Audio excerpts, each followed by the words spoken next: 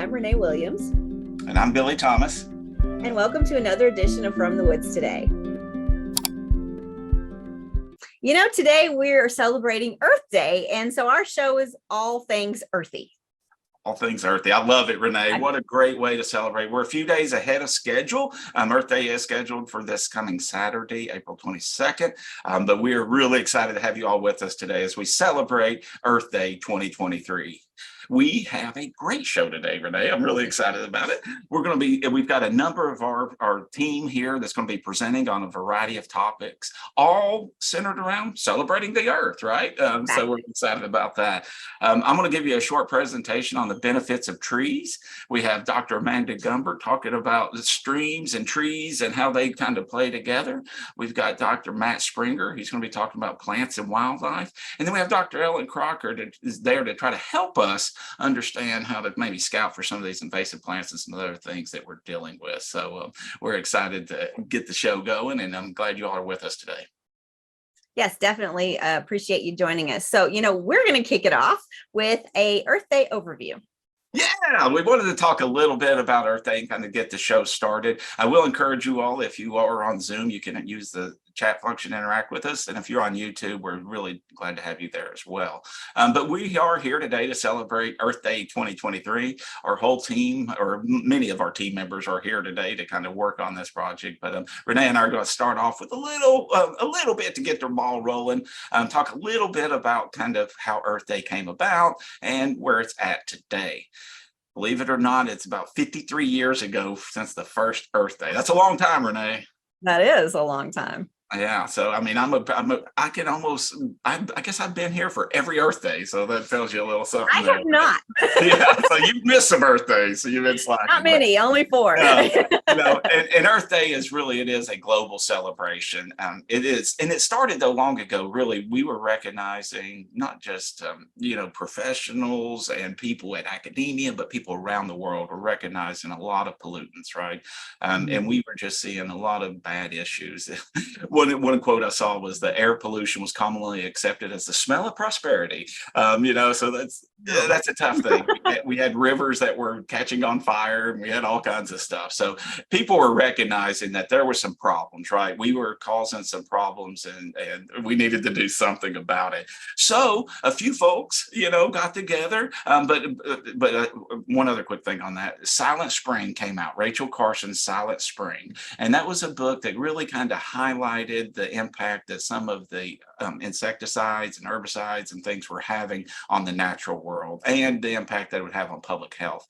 And that book, way back then in '62, it sold 500,000 copies. So it kind of seeded, a lot of people thinking about the environment and what we were doing to the environment. And then because of that, we had a few folks get together and say, let's do something about that. Like, what can we do? So the idea was to establish these teach-ins, right, across the university campuses across the nation, to teach different things about the environment, what we could do to save the environment locally. And it really, a few congressmen contributed to that. We had Gaylord Nelson and Pete McCloskey, and they worked with a young activist, Mr. Dennis Hayes, and together they organized these teach-ins all across the United States. And there was a lot of people participated.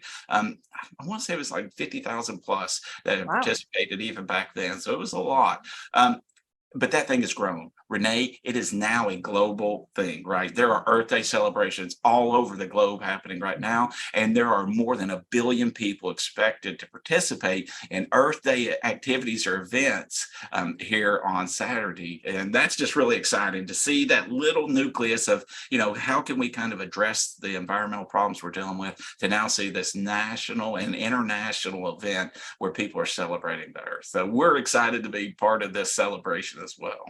Definitely. And we thank you for that overview. We greatly appreciate that. It's something that you don't really think a lot about. I don't think that how long it's been around and how many people are actually involved in celebration. That's right, Renee. And so we want you all to kind of celebrate with us today, but also celebrate every day, right? One of the sayings, I happen to be a forester by training, and we say every day is Earth Day for a forester, but really Exactly. every day is an Earth Day for each and every one of us, because guess what? That's where we live, right? And we have some Only vested have one. yes, we have some vested interest in taking care of it, right? So we're going to be celebrating today, talking about the different benefits, the trees and plants and wildlife, and how it all comes together. And we hope it'll inspire you all as well to maybe find some activities that you can get involved in. Renee, I think we're going to wrap up the show with maybe some ideals or programs or events that people can maybe try, or some stuff that they can try on their own as well. Exactly, exactly. But we are going to start it off with trees, which is always our main focus, and the benefits of those. And you are going to do those top 10. All right, I'll go ahead and get that going. Thank you very much, Renee. Everybody knows Billy, so I don't think there's any introduction needed. All right. So the importance of trees, right? The top 10 benefits is the way I tried to approach this. Or you could also call this why trees are the answer. And, I've always, that's, I guess, a catchphrase I try to use, but I do really think that trees are a solution to many of the problems that we're dealing with. And I was so excited to be talking about the importance of trees and the top 10 benefits of trees. So I'm ready to share those with you. So as I was preparing this presentation, I was looking around trying to get some good ideas, some information, and I started thinking about a top 10 list of things or ways that trees benefit all of us. And fortunately, somebody gave me a little help. The Nature Conservancy had done a similar type thing, but they only had a few of them. So I added to those, and together we were going to present the top 10 benefits of trees to all of us. First, let's think about absorbing the greenhouse gases that cause climate change. And carbon dioxide is probably the leading cause of climate change as far as greenhouse gases go. And it enters, through when we burn fossil fuels or waste or some of our other kind of activities, really creates a lot of carbon dioxide that gets up into the air. And trees are able to absorb that, and they take that out of the air, and they're very efficient at that. So we're appreciative of trees for taking some of that out and helping us as we kind of battle against climate change. Next thing I want to talk about is being outside, right? You can boost your health, your mental health, while raising our physical health by being outside. Spending at least 120 minutes a week in nature has been shown to increase your good health and your well-being. So really spending some time out there. And I think we've all experienced kind of that de-stressing when we get outside and we're in nature and we're hiking and walking around and we're seeing the trees and other things. It really kind of lets things kind of fade away that maybe have been eating at us a lot. So get out, enjoy nature. It will boost not only your mental health, but your physical health as well. All right. So what about cleaning the air? Number 3 way that trees help us, they clean the air so we can breathe more easily. And trees, not only do they remove carbon dioxide, but they remove other things from the air as well, whether that be ozone or nitrous dioxide or others. And they can do that in a variety of ways. Some of that absorption happens on the leaf surface, but a lot of it happens really through the little openings on the undersides of the leaves where they exchange gases. So trees, one study I can't give you the number right now, but it was amazing how many metric tons of pollutants trees could remove in a pretty quick time. So there's a study there. You can get more details if you're interested, but I was really impressed at how much they can really filter the air. So a big thanks to trees for helping us breathe easier. And then we'll talk a little bit more about this, but the benefits to wildlife, right? Trees give us a home to so many wildlife creatures, and Dr. Springer talks about that a lot on our show, and he's going to be talking about some of those relationships between plants and animals here in a little bit. But it's really important what they do, right? These animals use the trees and the forest for shelter or food, places to hang out, or maybe where they're doing some hunting. So it's a really important relationship between plants and wildlife, especially trees and wildlife. Another way, thinking more of a kind of an urban or city setting, we're talking about the urban heat island. And what that is really when we have, no vegetation in these really urban areas, and we have a lot of reflective surfaces, and there's really, it really causes the areas to heat up, very, very much so, compared to the surrounding areas. However, if we plant trees, green roofs, and other vegetation in these cities, we can dramatically reduce that heat island effect. So trees can help us cool down. And, in some situations, we've seen some really fatalities when some urban areas get really, really high temperatures and we have these heat waves. That puts people that are on the margin in a very vulnerable state. So having cooler environments to live in can really actually save your life. All right. Next, let's talk about number 6. Trees filter your water, making your drinking supply cleaner and more reliable. Forest lands furnish more than half the water in the nation. And if you go out west, that's even more, 65%. So that is a huge contribution. Not only are they responsible for help getting that water to us, but as that water makes its way through the forest and through the trees, it is being purified and cleaned, and it's reducing our cost to keep that water clean and to make it potable for us to use. So a big thanks to trees for filtering our water. The next I want to say is trees are strongly linked to our heritage and our future, right? They really are. One example I think of a little bit here in Kentucky is Lily Cornet Woods. We have trees there that were date back to when when we first landed at Plymouth Rock. So it's a long history, right? These trees have been part of our lives for a long time, and people have depended on trees, much like they did, like wildlife does still today, for a long time, and building their homes and providing food sources, providing shelter and hiding places. So we are really kind of inextricably linked to trees. So let's not forget that. So thank trees for connecting us to our past and as being a part of our future for sure. Number 8, we can't say much about trees without thinking about all the wood products we get from our trees and forests out there. There are more than 5,000 different paper products or wood products that come from trees, and we use them every single day. So don't forget about trees at all, because they're always present in all that we're doing and all that we're consuming. So in order to have those forest products in perpetuity, we need to be good stewards of the forest resources that we have. So a big thanks to trees for all the wood products that they give us. Next, I want to mention the economy side of things and the job opportunities.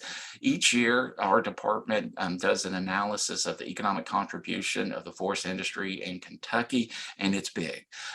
We just released our recent study, and nearly $13 billion in total economic contribution is tied to the trees and woodlands here in Kentucky, and that also supports nearly 50,000 jobs for Kentuckians across the state. So thanks to trees and for those benefits as well. We certainly appreciate them. And then finally, I'll wrap it up here with trees help connect us to nature and nature to us, right? We have been associated with trees for so long, but they are that linkage, right? They are the framework. They are the keystone species in the forest. They're really the main things that the rest of the plants kind of grow around, and they are our link to those plants and other animals. So a big thanks to trees for connecting us to nature, and for being a home for so many other plants and animals that we use every day and need, and they're important to have here with us. So that's the top 10 benefits of trees, and certainly we could look at many more, but I am excited to keep going with the Earth Day celebration, and trees are the answer. So go trees. 5,000 wood products. I can't even come up with 5,000 wood products that I use a day, but I know they're constantly around you and you don't even think of a lot of them. Yeah, you really don't, and there are a lot of those, to be fair, Renee, a lot of them you may not recognize as a tree per se, but they're derived from tree, right? Tree and byproducts and chemical compounds out of trees make their way into many of our products that we use every day. So go trees. Exactly. So now we have Dr. Amanda Gumbert, who's going to be talking about the stream buffers, which water and where soil meets water, which helps the trees. So here we go. All right. Well, thanks everybody. And Billy, thanks for teeing this up, because this is a perfect transition, I think, to talk a little more about the foundation of trees, and that's soil and water. So let's dig in a bit here about soil. So first of all, like, what is soil? What do you think about? And I always think about, you know, the roots and the mineral material. And of course, I'm a soil scientist by training. And so I automatically think about those horizons or layers in a soil profile. But I'm also interested in the worms and the life that lives in the soil.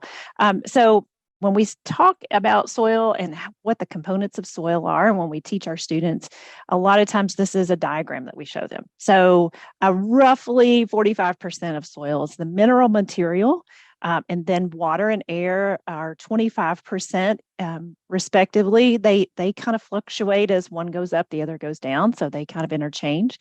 And then that 5% of being organic material, but that's really where a lot of the exciting part of soil happens, is in that that organic material, and we start to think about soil biology. And so all of the things that soils do for us, it's hard to name all those. And so I didn't do a top 10 list of soils because I don't think I could do it justice, and top 10 things that soils do.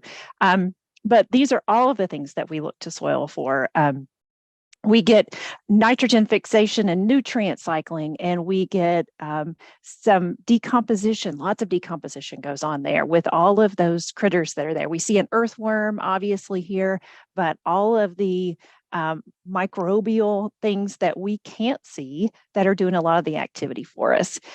We get water storage, we get water filtration and water infiltration, and lots of good things and exciting things that soils do for us. So when I see an image like this, I get really pumped up about soils.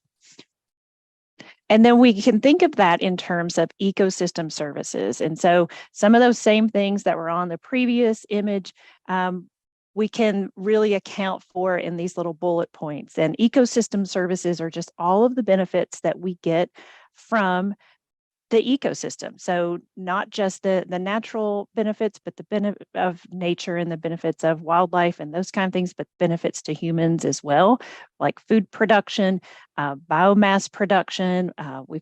We said nutrient cycling, so specifically nitrogen and carbon cycling, water infiltration, because again, a lot of my work is around water. So I'm really interested in how soil and water work together, and how we can look at those components as the foundation of an ecosystem. So really, I know all of us on this panel would probably arm wrestle for which of our components we think is the most critical, but they all work together for the health of an ecosystem. We even can get weed and pest suppression, and be a place where beneficial insects can thrive and be a host there, and really enhance wildlife habitat as well. So yay, soil. 3 cheers for soil. So, and then we're going to transition a bit to water really quickly. So if you've heard me talk at all before, and I know some of you have, you know that I'm going to tell you that we've got a lot of water in Kentucky, over 90,000 miles of streams and rivers, and more than 440,000 acres of lakes. So lots of water. We're rich in water resources, although right now we're a little dry in some places. Most of the time we have adequate water resources. So our streams are challenged though, because we have things like too much water sometimes, and we have a lot of volume that can cause problems within the channel itself. And then the activities that we do on the land can really influence sediment moving into the water body, maybe pathogens or bacteria from animal interactions on the land, and then also nutrients. And there's lots of ways that we get these things into the water body. And then we end up with things like the hypoxic zone in the Gulf of Mexico. And so Kentucky obviously is connected to the Mississippi River, and then ultimately that feeds into the Gulf of Mexico, and that can cause some water quality problems there.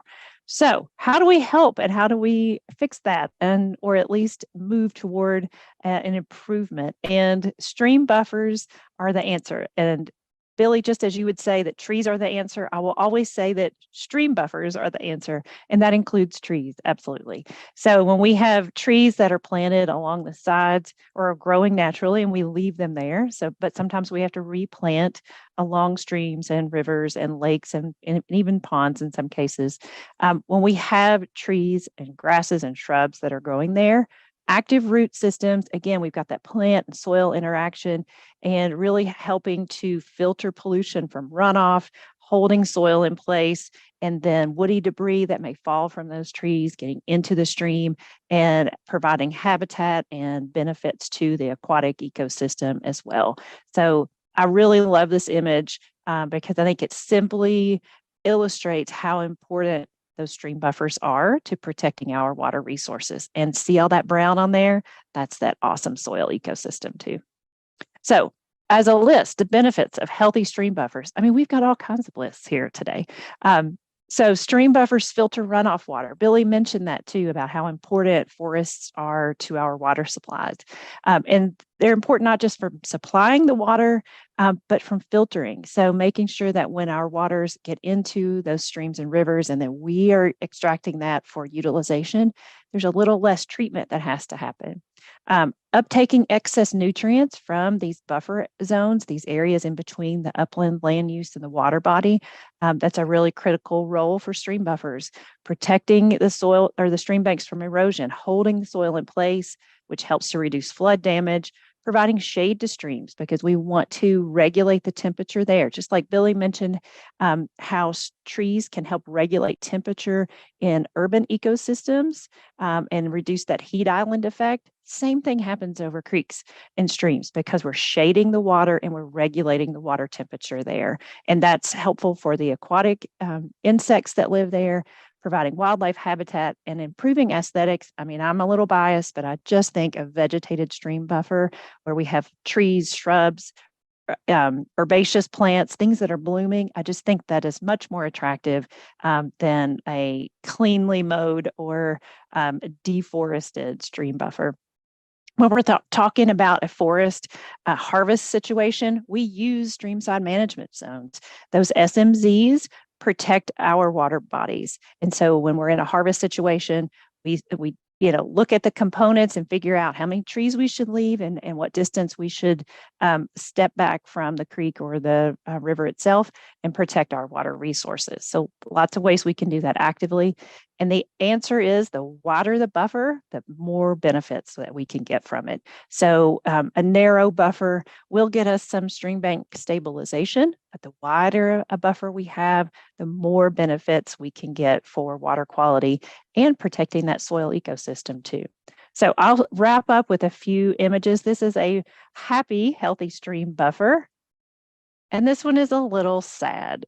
This is probably pretty typical of at least outer bluegrass landscapes here in Kentucky, where we have maybe a pasture system, a few trees that are there, but we have these eroded stream banks, and that's not good for the water quality. It's not good for our soil ecosystem. So if we can plant some trees or even just let some of the herbaceous plants grow back. This is one season after stopping mowing, and look at that beautiful variety of flowering things that are coming up. Now, some people might call them weeds, but may all your weeds be wildflowers. So that's all I've got. So if you have questions about soil, water, stream buffers, I am all ears and would happily take any questions at any point. Go stream buffers. Yay, yeah. Go soil, go water, go stream buffers.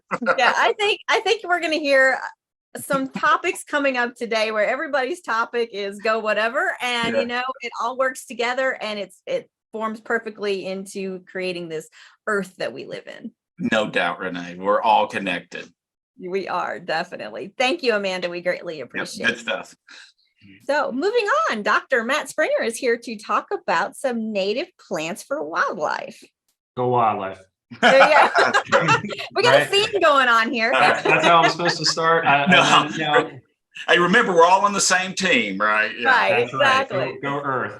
Yeah. That's it. One Earth. I should have stolen some of Dr. Gumbert's pictures there, especially that last one. I saw some wonderful flowers there that I'm about to talk about is in terms of their wildlife habitat value. So I'm here to talk about wildlife and go wildlife.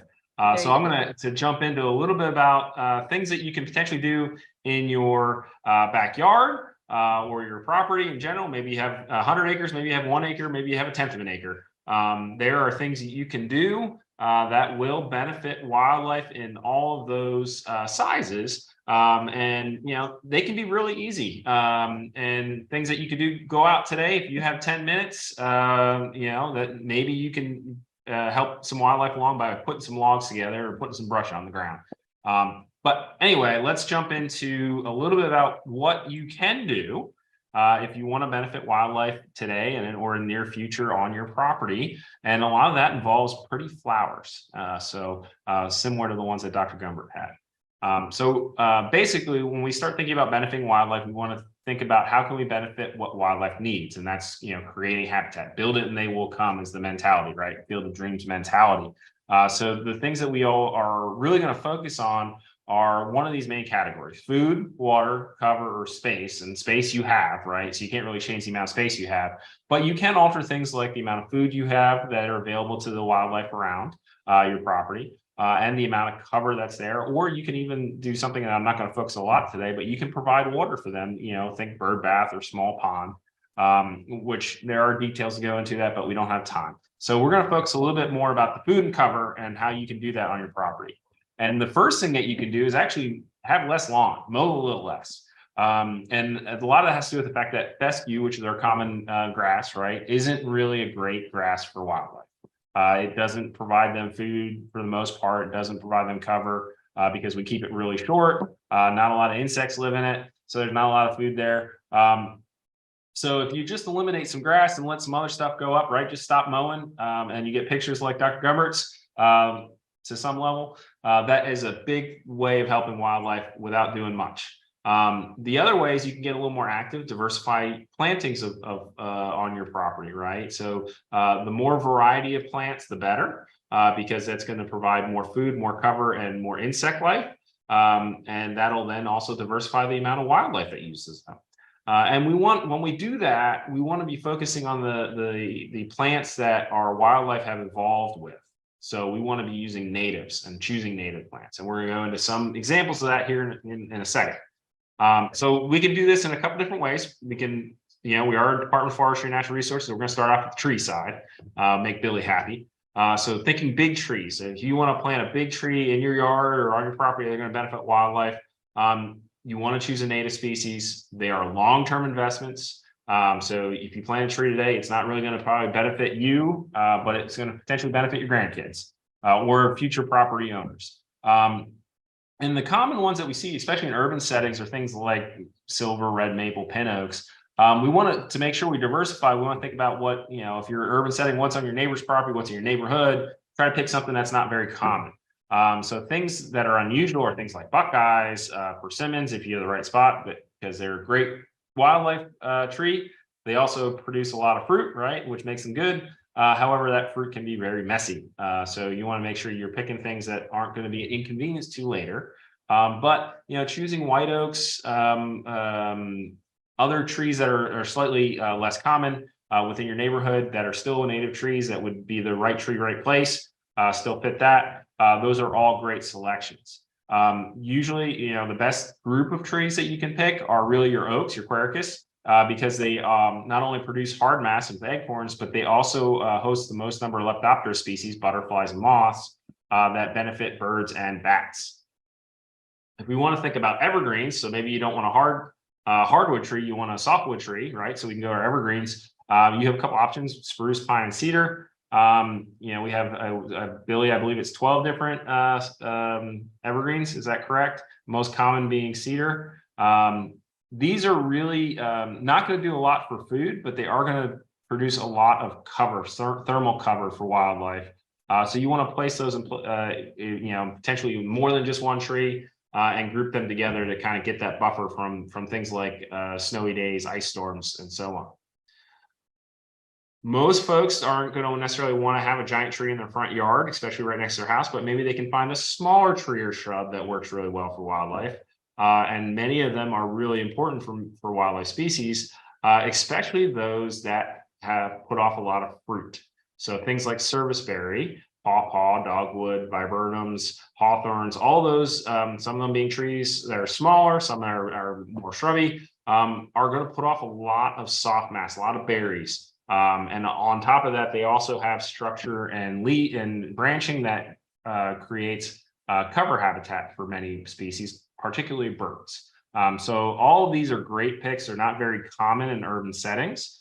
So they're great to diversify your neighborhood, as well as planting them on larger properties. All those are going to diversify your property one way or another, because you're probably not going to have a lot of these appearing on most folks' property, and especially in great numbers. Usually they're scattered about. Right now is a great time to go see how many dogwoods you have, because you can see those flowering trees in the woods right now. But for the most part, a lot of people, if they think about planting, we're going to talk a lot more about, maybe around your house, small yards, in which case we think wildflowers. And wildflowers are great because they provide both, many of them provide seeds for birds.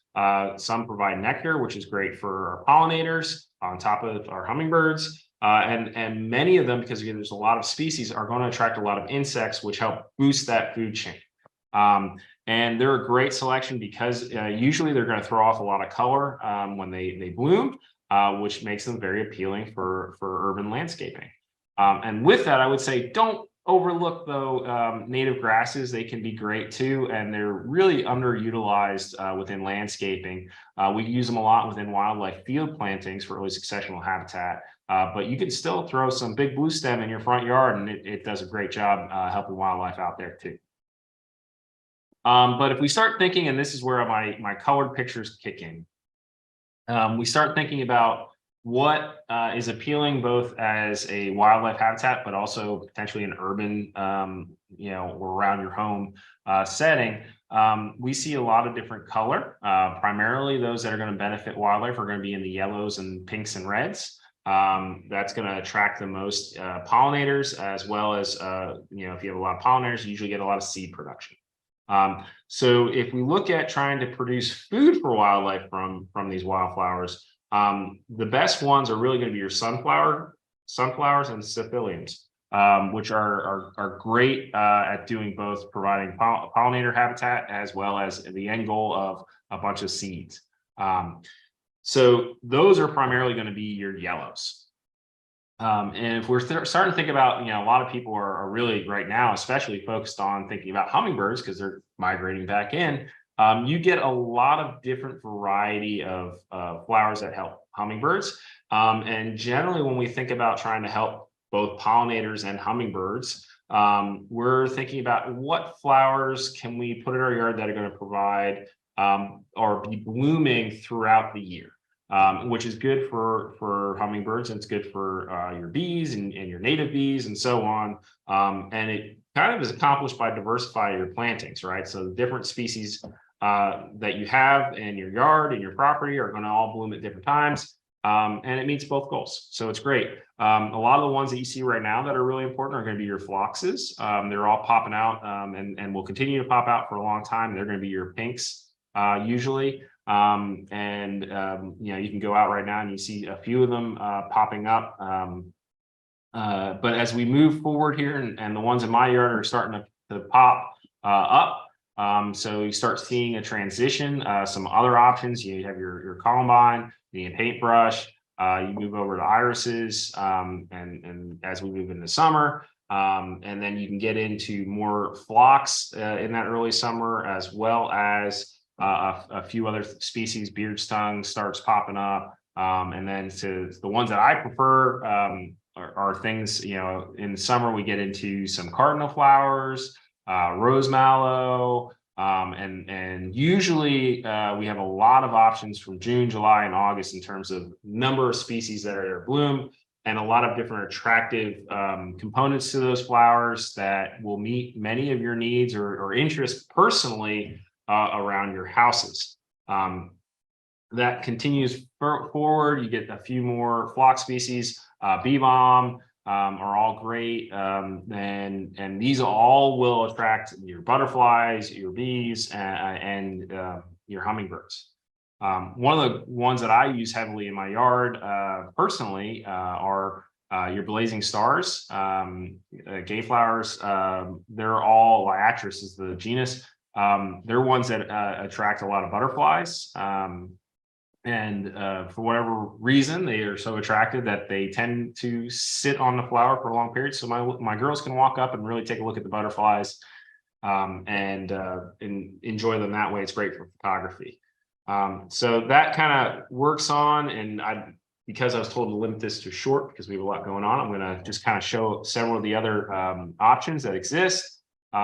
Usually, so this is start getting into later summer and early fall, you get into things like asters that become available, which are a great way of attracting insects. Your milkweed also falls in there, where you get common milkweed, pops up usually the earliest in terms of flowering in summer.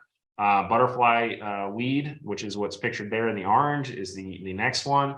But the one that, if you're worried about monarchs, is probably most important for us is the swamp milkweed, which is going to bloom later in the summer and into early fall, when our monarch migration is actually coming through the majority of the state of Kentucky.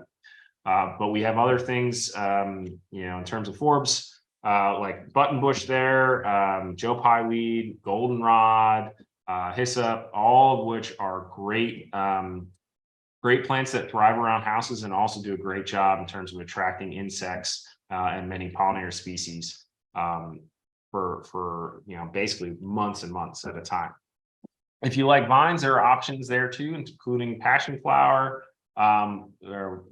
then also our native honeysuckle, coral honeysuckle, and Virginia creeper. All of those work great for pollinators, and many of them are actually consumed by things like deer on a regular basis, and do well in high deer herbivory because they evolved to deal with browsing. So with that, I'm going to wrap things up, but there's a lot of resources out there in terms of native plant societies within Kentucky, and the Wild Ones is a great organization that can help you if you have questions. And basically, if it's native and you have it in your yard, you're benefiting some wildlife species, some way, shape, or form. Thank you, Matt. We greatly appreciate that. And really loved all those pictures of those flowers. And I'm sure we probably have, I know I'll probably be going, what was that flower you were talking about? Well, there's a lot of them there. And most of those are actually from my predecessor, Dr. Tom Barnes, who was very good at producing and taking those pictures. And he has a great book on gardening for birds that's out there that kind of lays it all out in terms of how to really put the right plants in the right places if you want to benefit wildlife on a small scale, while having all the color that goes with it. Excellent. Well, thank you. We greatly appreciate it. Good stuff. Yeah. Moving on, I'm going to tell you now, we will not hear Dr. Ellen Crocker say go invasives. I can tell you that. But unless she says go out of here. Yeah, get out of here, invasives. Go away. Go away, invasives. That's what we're talking about today. Right. So everyone else today gets to brag on their favorite things, which I'm not doing, because I'm going to be telling you about some invasive plants to scout for and get rid of in your woods. And the reason for that being that it's not just that I don't like these plants. They're just plants trying to get by, doing their thing, but they cause these really negative impacts in your woodlands or in other areas, could be your yard, that we don't want. We want to have a diversity of healthy, vibrant, vigorously growing native plants. And you just heard about some really great ones that I love. You don't want a sea full of an invasive plant, because not only does that prevent the diversity of native plants you want, but that's going to prevent the diversity of wildlife that depend on that diversity of native plants. You don't get the different insects that specialize with each of our fantastic native plants if all you have is a sea of an invasive. All right. Looking forward to it. Great. So what I decided to do today was to talk a little bit about spring cleaning your land. Can you see this? Look good? Yes. Great. So it's springtime. It feels like it right now, which is welcomed if you're like me and like the warm weather. But taking this opportunity, Earth Day, to think about what can you be doing for our natural areas. And one of those things you can do is to scout for and manage invasive plants this spring. And so I'm going to talk about two in particular that right now is a good time to be looking for these. And that's garlic mustard and poison hemlock. So let's get started. So first we've got garlic mustard. So garlic mustard gets its name because its leaves have a garlicky smell when they're crushed, and it's in the mustard family. It also goes by some other names, and it's native to Europe, Asia, and Africa. It was brought to North America from Europe in the 1800s to use as a culinary species, and was in some cases planted for erosion control. And hindsight is 2020. Now we know there are better species for that. And a part of the reason for that is that it will take over. So in woodland areas, it will just take over understories. It can tolerate a really high degree of shade. Now, it will also grow in those sunnier spots, but it can rapidly invade and form dense stands, especially on edges and roadsides, disturbed areas. And as you can see in this picture, everything that's green in here is garlic mustard. So it's really displacing some other species that we prefer to see there. Another problem with it is that it's thought that the roots actually exude chemicals that alter that underground environment in ways that can also impact native plants and the fungi that support them, inhibiting the growth of important species. So there's a bunch of reasons not to like garlic mustard. So a little bit about how garlic mustard grows. It has a 2-year life cycle. So it takes 2 years to fully mature and produce seeds. So in the first year, it doesn't look like much. It's this little rosette of leaves right here, nothing special, doesn't look particularly intimidating. But then it will shoot up in the second year to produce kind of a taller plant, as well as flowers that then produce seeds. Because it's not going to last forever, and that role of the seeds is really important. So any control that you're thinking about, any management really has to take into account the fact that those seeds are in the soil. That seed bank is still going to be there, and you want to stop that seed production. So just a few more photos of it. During its first year, the little garlic mustard rosettes, the leaves look kind of like this, kind of heart-shaped with this scalloped margin. It's really easy to miss them at this stage, and they can kind of look like some other things. So that's something that if you see some and you're wondering, you can always crush it and see if it has that distinctive garlic smell. In the second year, that's going to shoot up, and garlic mustard is going to change forms, and it'll grow this flowering stem, but the leaves also look different at this stage. So I wanted to show you a picture of that.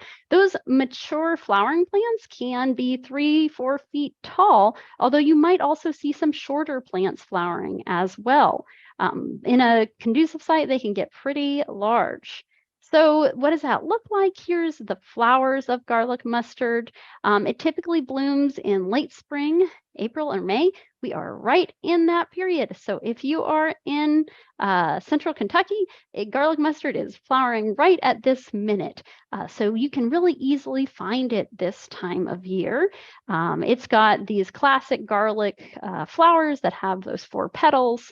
And those will develop into these seed pods that will each have lots of seeds in them. So you can see this is a close-up of one of these seed pods that would have been filled with seeds.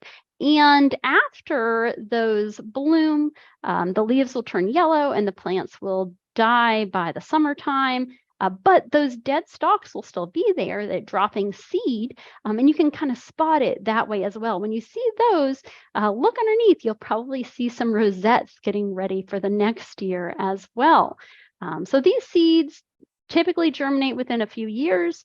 So if you're trying to manage garlic mustard, keep in mind that they're going to be in the seed bank for several more years. So where is garlic mustard right now? It is really widespread in the Northeast and in the Midwest, where it's been there for a while, but it's also really common throughout Kentucky, especially in disturbed woodlands, forest edges, anywhere there's disturbance, invasive plants seem to love, and garlic mustard is no exception. What do you do if you have garlic mustard? Well, as with any invasive plant, I think the best thing you can do is prevent its arrival and establishment. If you can catch it when there's just a few plants versus this whole sea of it, that's a lot easier. And because of the role of those that the seed play, if you can prevent spreading it around to new sites, that's really useful as well. Anytime you've got disturbance, especially, it's a time when you want to be on high alert for invasive plants. So garlic mustard is one where you can really easily pull it up. You can easily, especially at this stage where they're flowering, pull up those plants. And here you can see a group of volunteers who'd done that. They pulled them up and they bagged them, because if you don't bag them and throw them out, if you just leave them there, those seeds will continue to develop and they'll continue to be a problem. So you want to pull them up, bag them, and throw them out. And another thing that I'd say is that there have been studies done on garlic mustard that in order for it to be effective, because each individual plant produces so much seed, you really want to get over 95% of those flowering plants. So you really want to be thorough in the site that you're working on. Just pulling up a plant or two here and leaving a bunch of them is not going to be an effective strategy. So you want to be thorough in that approach. And another thing that I'd mention is if you're in an area where those shoots are still expanding, you'd be interested to know that some people do make pesto, garlic mustard pesto with those plants. You can find a bunch of different recipes for that online. Hey, might as well make, if you've got lemons, you might as well make lemonade. If you've got garlic mustard, might as well make garlic mustard pesto. Chemical applications of herbicides can also be effective for controlling garlic mustard, particularly in areas that are too large to remove by hand, or where there aren't other species that you want to protect.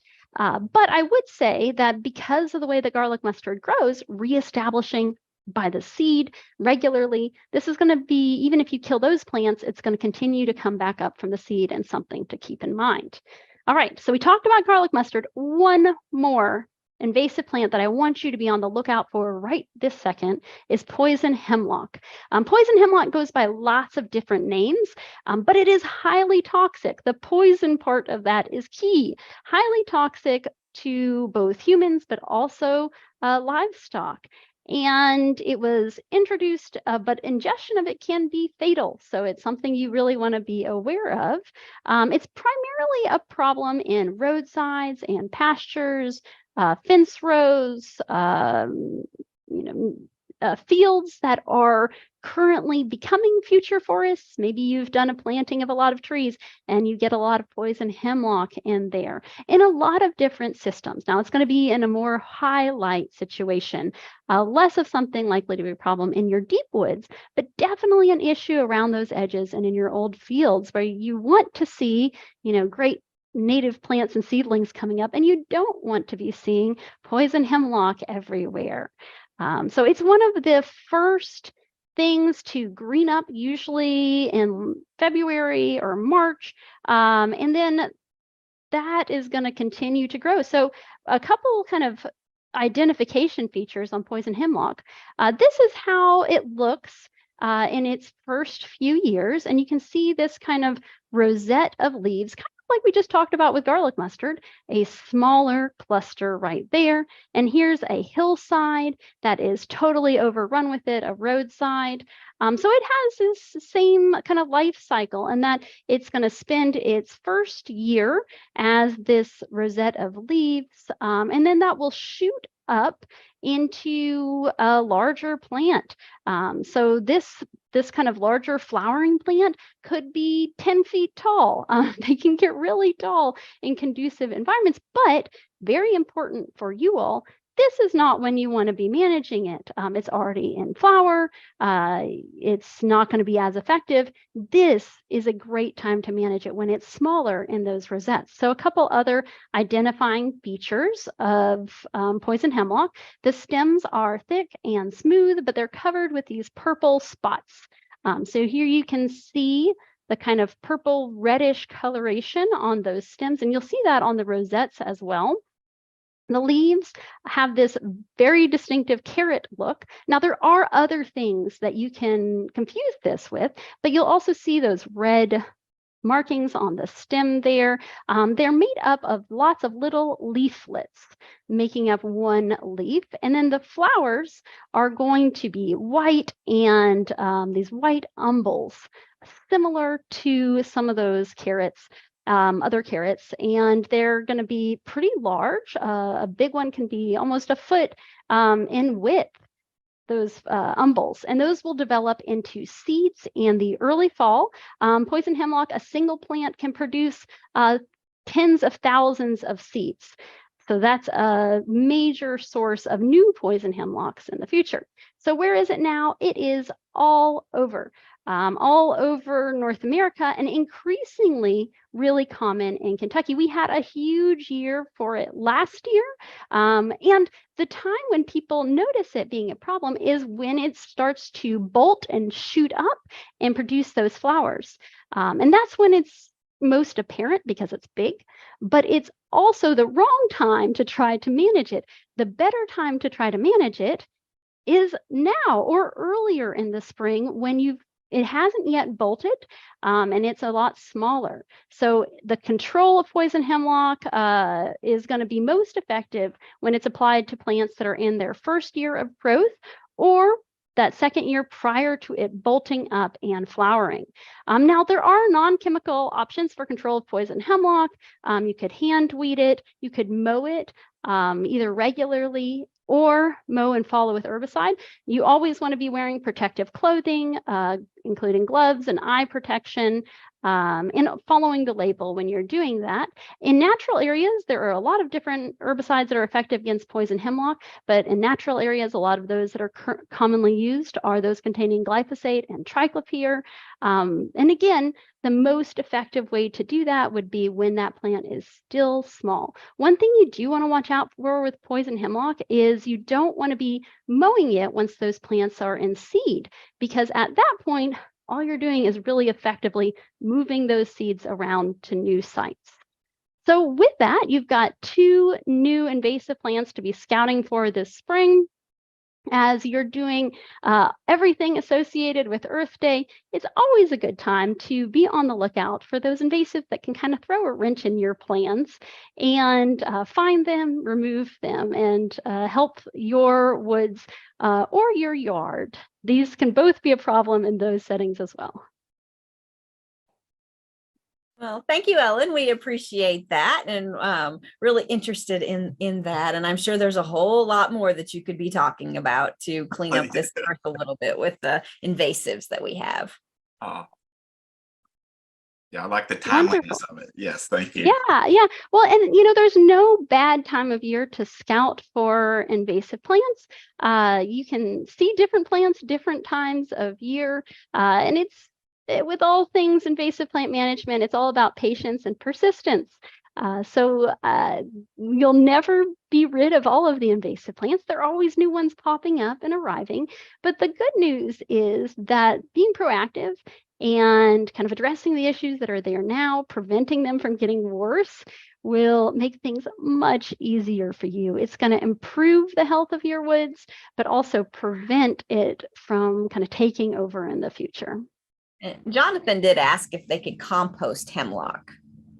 That's a good question, and I don't have the answer to that. If anybody does, feel free to put it in the chat.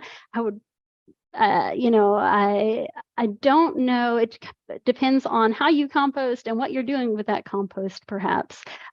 In general, with both of those, if they are flowering or seeding, you would really want to avoid that, because unless your compost is getting really hot, which most non-commercial compost does not, it would not be sufficient to kill those seeds. Yeah, it's a good point. Invasives popping up in your compost. Right, yeah, you hate to spread it inadvertently. Yes, good point. Definitely. All right. Thank you very much, Ellen. Yes, thanks, Dr. Thank you, and happy Earth Day. Go Earth. Oh, All right, we've covered a lot of ground, so to speak, yeah.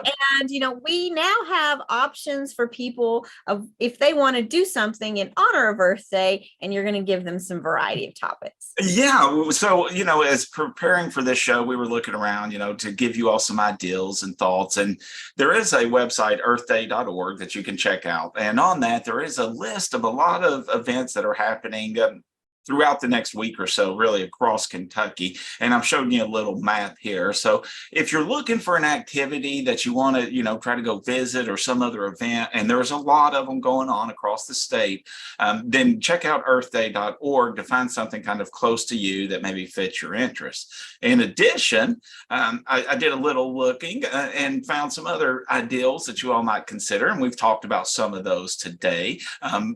All of our Dr. Gumbert and Dr. Springer and Dr. Crocker all gave kind of similar thoughts and ideals on some of this. But you can plant some pollinators in your area, right, to help take care of some of the pollinators that are struggling. That's an ideal. Or you plant some native tree species or other plants that would be beneficial. Dr. Crocker mentioned cleaning up, right? You can clean up your woods, clean up your yard, and that can be more than just garbage, right? It could be some invasive plants that are causing some problems that are out there. And the other thing I would encourage you to teach, right? You can teach others about some of these issues. We are a community of like-minded people as far as, people that are watching the show, Renee. I think they really care about the environment and the earth and our natural resources.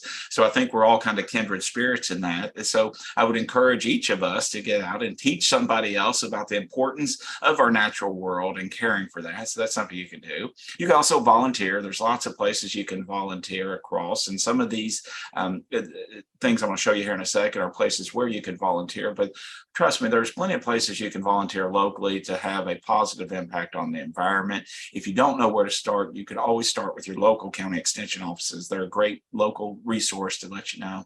And then finally, I encourage you to inspire others, right? Inspire others to take action as well, and be that spark for others to want to care about the environment and the natural world. And if you're looking for some other ideals, they've got another little tab there on action on earthday.org, so you can check that out as well. So Renee, I didn't know if you had anything else you wanted to kind of throw in on some of those, but there's a lot of ways that people can get involved, that's for sure.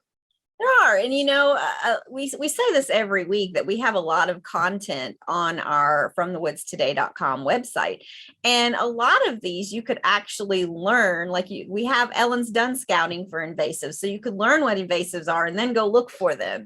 So there's a lot of things, a lot of content that we've done in the past that you could actually look up and watch, and then actually do a lot of these ideas that you've already talked about.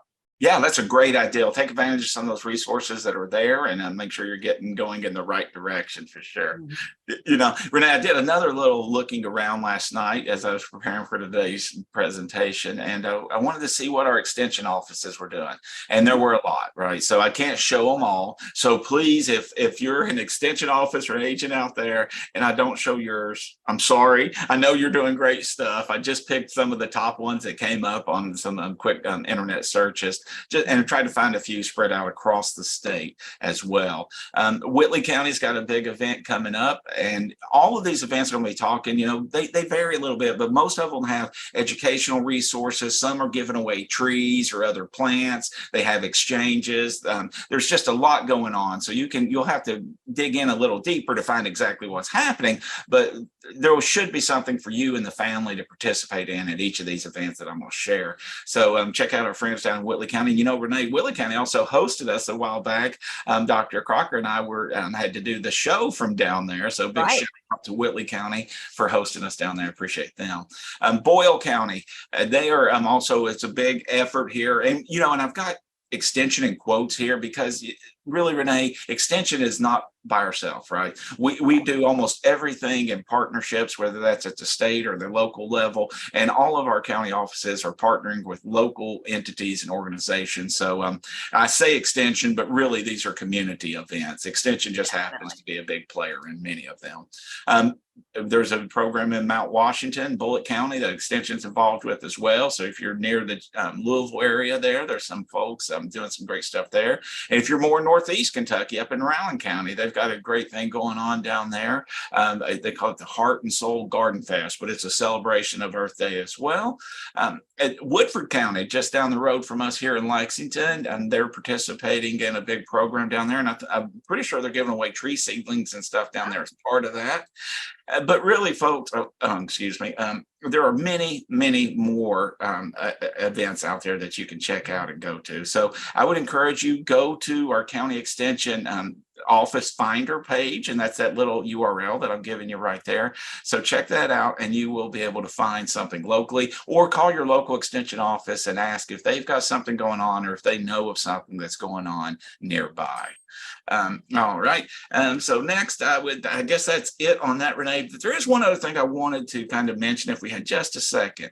I had a chance last night to go down to Clay County and meet with some woodland owners, and they are trying to get together on a regular basis because they're dealing with some issues that are kind of common across the state, but they have local nuances, right? There's some certain plants and other things that are there that may not be causing problems elsewhere. But I just wanted to kind of pass along that little anecdote because it's an opportunity for you all to get together locally.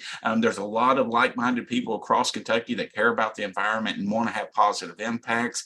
So I'd encourage you all to think about, maybe getting together locally. Reach out to your local county extension office, see if there's something you can do. And this group in Clay County has made a commitment to try to get together every other month. And Dr. Crocker will be glad to hear that their next meeting is going to be centered on invasive plants and how you can kind of address those locally, and they're going to be bringing in some resource professionals. So I've encouraged you all, if you're looking for something to do, you want to save the earth, save Kentucky and our natural resources, get together with other like-minded people in your local areas, and there are lots of opportunities for you all to have a positive impact, not only on your own property, but on community property as well.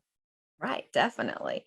We had a lot of good topics today and a lot of ways that you can volunteer or you can help, and not only, on Earth Day, but throughout the entire year. So, take advantage of those. And you can always go to fromthewoodstoday.com and find out a whole bunch, next week we'll have this show already on, so you can hear about it again if you want to watch it. So or you can email us forestry.extension@uky.edu if you have a show idea, or possibly you see something in your woods and you're like, is that garlic mustard that Dr. Crocker talked about? You can take a picture and let us know. Yeah, check it out. We are so delighted to have you all with us. And again, spread the word. Let others know about From the Woods Today, and get out there and have a positive impact on the earth and in your community. Definitely. Until then, we'll see you next week. Happy Earth Day. Bye. Happy Earth Day, everybody. Bye-bye. From the woods today.